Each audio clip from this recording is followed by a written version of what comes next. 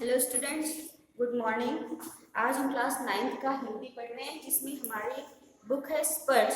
स्पर्श बुक से हम पहला पार्ट पढ़ रहे हैं। इसका नाम है दुख का अधिकार, है ना। दुख का अधिकार, इसे यशपाल जी ने लिखा है। इनके लेखक यशपाल हैं। और यशपाल के बारे में मैंने आपको बताया था कि ये उस समय के क्रांतिकारी एक युवक थे, क्रांतिकारी युवक थे। उसके बाद उन्होंने लेखन कार्य शुरू किया, है ना। तो भगत सिंह के समय ये क्रांतिकारी यानी भारत के आंदोलन में, जब भारतीय आंदोलन हुआ था उस समय ये उस क्रांतिकारी के रूप में वहाँ पर उपस्थित थे। और भगत सिंह वगैरह सब लोग जो थे, सदगुरु, ये लोग सब क्रांतिकारी थे। उन्हीं के साथ में ये भी यशपाल भी जो लेखक हैं वो भी क्रांतिकारी ही थे। तो उसके बाद उन्होंने लेखन कार्य शुरू किया और फिर एक वो प्रसिद्ध लेखक भी बने। उन्हीं का ये पाठ है दुख का अधिकार। तो हमने इसके बारे में आपको बताया था कि लेखक ने इस कहानी में एक ऐसे जो अंधविश्वास, देश में फैले अंधविश्वास के बारे में बताया है। और ये बताया कि ऊंच नीच भेदभाव जो होते हैं वो यहाँ पे यानी जो अमीरी गरीबी जो भेदभाव हुआ होते हैं। देखिए, लेखक तो कहते हैं कि दुख तो सभी को आता है। दुख ऐसी ऐसी अवस्था है कि वो सभी पर आनी है और आता सभी पर है। लेकिन कैसा अमीरों का अमीर पर आया तो वो अपनी बात छुपा जाते हैं या वो अपनी बात उस तरीके से निभा जाते हैं। लेकिन जो गरीब पर दुख आता है तो वो क्या हो जाता है, उजागर हो जाता है। सबके सामने वो उजागर हो जाता है और फिर उसी को लोग नाम रखते हैं, बदनाम करते हैं, जो भी है। आज हमने ये इसके बारे में, इसके पहले हमने आपको जो जितना पढ़ा था उतना मैंने आपको समझाया था, है ना। तो कहानी हमारी यही थी कि बाजार में फुटपाथ पर जब एक डलिया में खरबूजे लिए एक बुजुर्ग स्त्री वहां पर बेचने के लिए बैठी थी। लेकिन बैठी तो थी, लेकिन वो कैसी किस अवस्था में थी कि वो जैसे डलिया में सारे खरबूजे फैले हुए थे और नीचे भी पड़े हुए थे। और बाजार में वो बैठी थी, जहाँ पे बाजार लगता था वहाँ पे वो बैठी थी। और उसी इस अवस्था में बैठी थी कि लोग उसके पास जाए तो कैसे कर जाए। वो रो रही थी और बहुत रो रही थी, पपक पपक कर रो रही थी और अपना सिर वो घुटने पर लगाए हुई थी। तो ना देख रही थी ना कुछ कर रही थी। तो ऐसे समय में लोग जाए तो कैसे जाए उसके पास लेने के लिए। लेकिन जो लेखक थे वे कहते हैं कि ऐसे समय क्या हो जाता है, अच्छे वस्त्र, अच्छे पोशाक भी यानी वो अच्छे विभिन्न श्रेणियों में बांट देती है।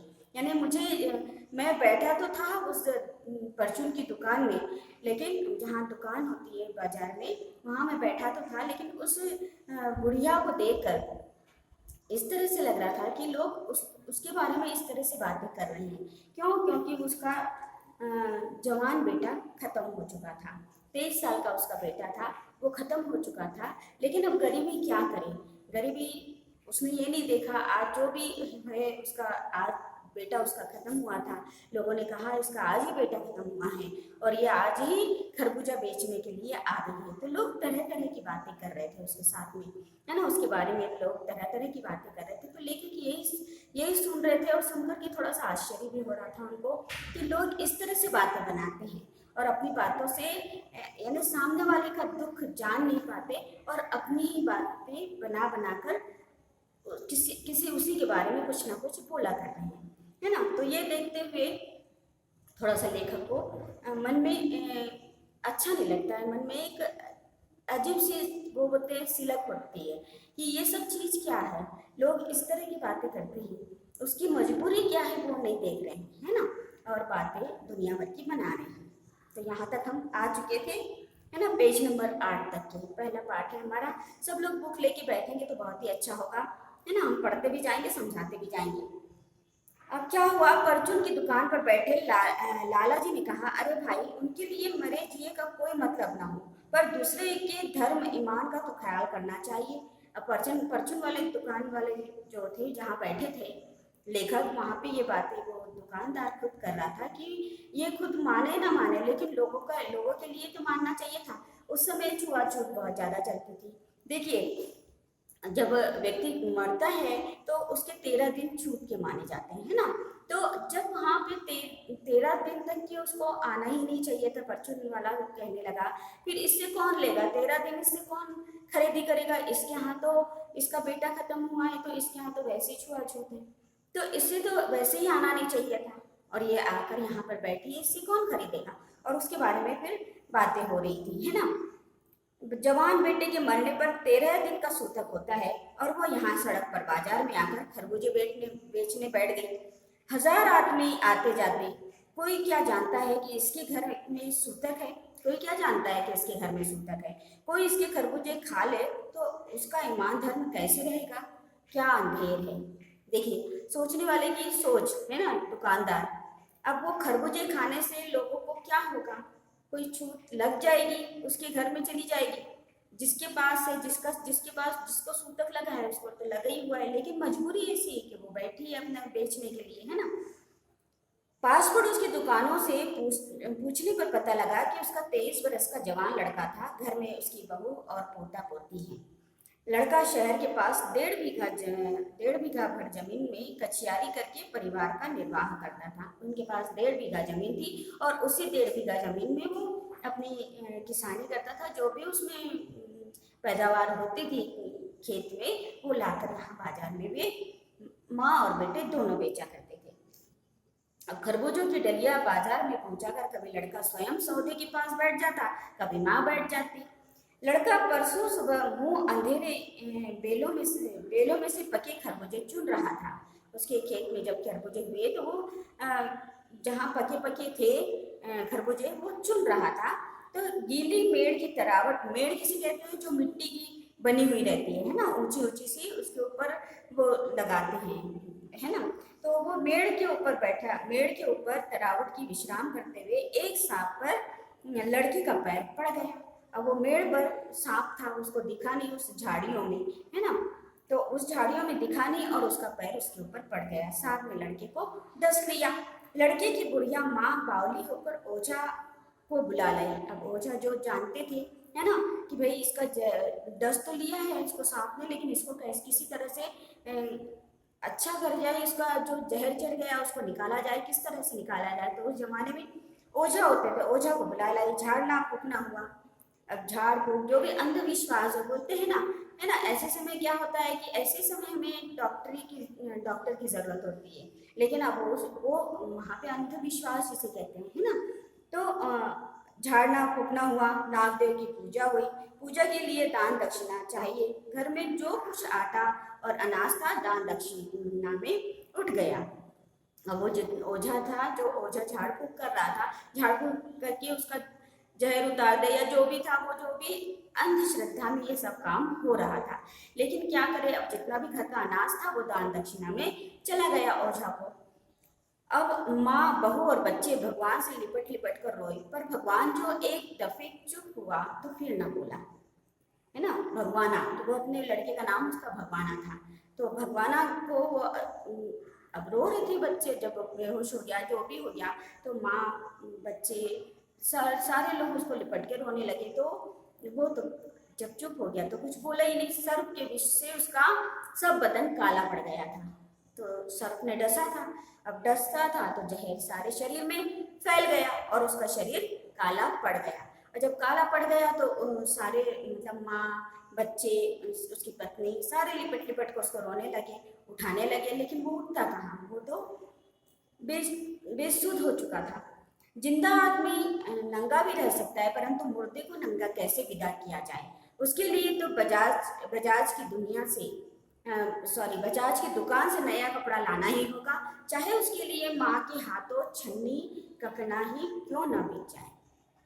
अब जिस समय खत्म हुआ तो उस समय कोरा कपड़ा चाहिए। अब कोरा कपड़ा लाने के लिए उनके पास उतने पैसे भी नहीं थे। अब किया तो क्या किया जाए, तो अब घर का कुछ भी सामान बेचो, लेकिन वो उसको ऐसा विदा नहीं कर सकते थे बोले, तो उसके लिए तो कपड़ा चाहिए। तो वैसा अब वो उसके लिए क्यों ना चाहे छन्नी ककना ये क्यों ना बिक जाए, मतलब घर के सामान ही क्यों ना बिक जाए। लेकिन वो जो अब मर चुका था वो, उसको विदा करने के लिए तो नया कोरा कपड़ा चाहिए था। भगवाना परलोक चला गया। घर में जो कुछ चूनी भूसी थी सो उसे विदा करने में चली गई। बाप नहीं रहा तो क्या, लड़के सुबह उठते ही भूख से बिलबिलाने लगे। अब उसके बच्चे थे, अब जो माँ थी बुढ़िया थी, बच्चे क्या जाने ना, वो उठे सुबह तो उनको भूख के मारे वो तलमलाने लगे, अब बिलबिलाने लगे। दादी ने उन्हें खाने के लिए खरबूजे दे दिए, लेकिन बहू को क्या ही देती। बहू का बदन बुखार से तवे की तरह तप रहा था। अब बेटे के बिना बुढ़िया को दुअन्नी चौवन्नी भी कौन उधार देता, है ना। अब बेटे की तरह उसे, बेटा जवान था तो कोई भी उसको दे देता था कि ये कम से कम वापस कर देगा, लेकिन अब बुढ़िया को देखकर कौन दे, है ना। ऐसे लोग विचार कर रहे थे। अब उस समय स्थिति तो उनकी गंभीर थी, लेकिन क्या कर सकते हैं, है ना। बच्चे रोए तो अब क्या करें, और बहू भी थी तो बहू को भी इतना बुखार चढ़ा था कि वो उसको कुछ बोल ही नहीं सकती थी। अब करे जो कुछ है, वो बुजुर्ग बुढ़िया ही थी, वो जो भी कुछ करे उसी को करना था। बुढ़िया रोते रोते और आंखें पोंछते पोंछते भगवाना के बटोरे हुए खरबूजे डलिया में समेटकर बाजार की ओर चली, और चारा भी क्या था। अब उसके पास कुछ पैसा ही नहीं बचा, तो उसके पास चारा ही क्या था। वो जितने खरबूजे थे वो सब बटोर के वो बाजार में बेचने के लिए आ गई। और जब बाजार में बेचने के लिए आई तो लोग दुनिया भर की बातें बना रहे थे। अब बुढ़िया खरबूजे बेचने का साहस करके आई थी, परंतु सिर पर चादर लपेटे, सिर को घुटनों पर टिकाए और फपक फपक कर रो रही थी, है ना। अब उसके पास चारे ही क्या था, लेकिन किसी भी तरह से जो खरबूजे हैं वो कम से कम बेच जाए, और दुअन्नी चवन्नी जो है वो सारी कम से कम कुछ तो मिल जाए, ऐसा वो सोच रही थी, है ना। तो इसी कारण वो खरबूजे लेकर बाजार में आई थी।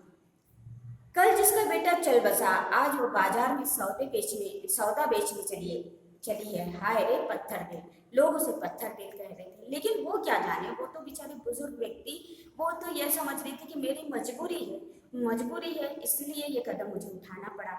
लोग मुझे तरह तरह की बातें, उसे पता था, लेकिन लोग बातें कर रहे हैं तो क्या, कोई उसका पेट तो नहीं भर दे रहा है ना, कोई उसको जाके कुछ दे तो नहीं रहा ना, दुनिया भर की बातें उसके प्रति कर रहे हैं। उस पुत्र वियोगिनी के दुख का अंदाजा लगाने के लिए पिछले साल अपने पड़ोस के पुत्र की मृत्यु से दुखी माता की बात सोचने लगा। बोले यश जो लेखक है वो ये बात बता रहे हैं कि उसको पुत्र वियोग हुआ है, मतलब उसका पुत्र खत्म हुआ है। मुझे अपने पड़ोस में एक ऐसी पुत्र वियोग से एक माता की मुझे वो बात याद आ रही है। वो कहते हैं कि मैं उसका दुख का अंदाजा लगाने के लिए पिछले साल अपने पड़ोस में पुत्र की मृत्यु से दुखी माता की बात सोचने लगा। वह संभ्रांत महिला पुत्र की मृत्यु के बाद 2.5 मास तक पलंग से उठ न सकी थी। बोले मैं उस माता के बारे में सोच रहा था कि उसको कितना विलाप था, कितना पुत्र वियोग के कारण वो कितना, मतलब उसको संताप हो गया था कि वो पलंग से उठ नहीं सकी थी 2.5 महीने तक, है ना। और ये माँ को देखो, मजबूरी, है ना, इंसान की मजबूरी क्या ना करवा दे। तो यही बात लेखक कह रहे हैं। उन्हें 15-15 मिनट बाद पुत्र वियोग से मूर्छा आ जाती थी, और मूर्छा न आने की अवस्था में आंखों से आंसू न रोक सकते थे। 2-2 डॉक्टर हरदम सिरहाने बैठे रहते थे, हरदम सिर पर बर्फ रखी जाती थी। शहर भर के लोगों के मन उस पुत्र शोक से द्रवित हो उठे थे। बोले जितने शहर के हमारे लोग थे वो उसके पुत्र वियोग में वो उसके बारे में जानकर एकदम क्या होने लगा था, पुत्र शोक से द्रवित होते थे, मतलब एक दुख उनके प्रति हो रहा था मन में, एक जो द्रवित मतलब मन भी रो रहा था, है ना। उनको देख कर, उस माता को देख कर कि वो पुत्र वियोग में इतनी ज्यादा ये थी कि उनकी मूर्छा जब खुलती तो वो पुत्र का नाम लेती, और जब मूर्छा आ जाती तो आंखों से आंसू नहीं रुकते थे, है ना। तो जब मन को सूझ का रास्ता नहीं मिलता तो बेचैनी से कदम तेज हो जाते हैं। जब कोई रास्ता नहीं सूझता है, बताते हैं कि जब मन को कोई सूझ नहीं होती, कोई सूझ का रास्ता नहीं मिलता तो बेचैनी से कदम तेज हो जाते हैं। फिर ऐसे समय क्या होता है कि व्यक्ति करे तो क्या करे, वो जो भी कुछ करता है कदम उसके बढ़ते चले जाते हैं, है ना, और तेज गति से हो जाते हैं। उसी हालत में नाक ऊपर उठाए राह चलतों से ठोकरे खाता मैं चला जा रहा था और सोच रहा था।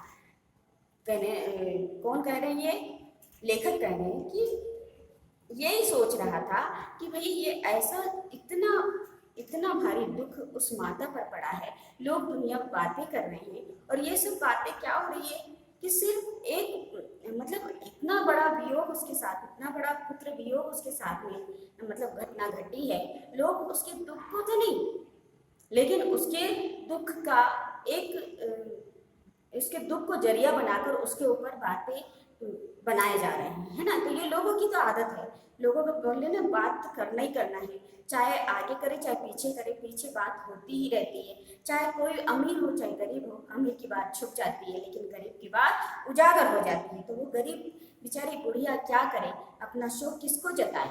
तो शोक करने गम मनाने के लिए भी सहूलियत चाहिए और दुखी होने का भी एक अधिकार होता है ना।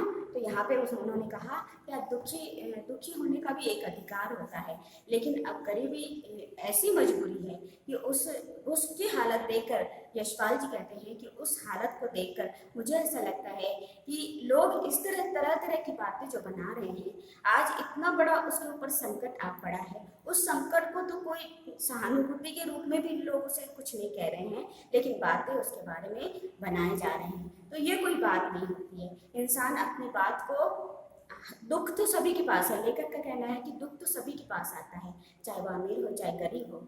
इंसान जब अपने दुख को किसी से उजागर नहीं कर सकता है तो वह अपने आप में सहन कर लेता है, लेकिन बात अब मजबूरी की आ जाती है तो मजबूरी जो इसके पास रहती है वो सारी बात उजागर हो जाती है। तो ऐसे में वो कह रहे हैं कि शोक करने गम मनाने के लिए भी सहूलियत चाहिए, है ना। तो ऐसे समय कहाँ सहूलियत, कोई गरीब व्यक्ति कहाँ, जिसको रोजी रोटी रोज की लगी हुई है, रोज कमाने वाला रोज खाने वाला, उसको कहाँ पे क्या उसको सहूलियत मिलेगी, है ना। वो क्या अपनी सहूलियत को देखेगा, वो तो उसके पास है, दुख आया तो उसका उजागर ही होगा, है ना। इस पाठ के जरिए हमने देखा दुख का अधिकार, और यशपाल जी ने इस पाठ को बहुत अच्छी तरीके से समझाया।